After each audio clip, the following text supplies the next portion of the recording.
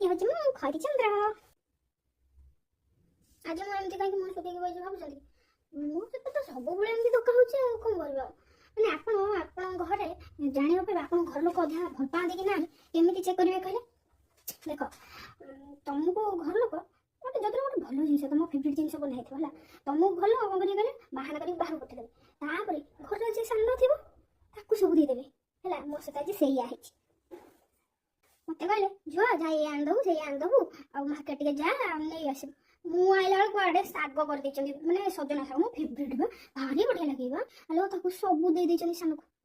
ସତରେ ମିଛ ହଉଛନ୍ତି କଣ? ଦେଖ ଦେଖିଲେ ଶାଗ ଅଛି ନା ମୋ ପାଇଁ, କାହିଁକି ଅଛନ୍ତି କଡେଇ କଣରେ ଟିକେ ନାଗୁରୁ ପଡିଛି କାହିଁକି?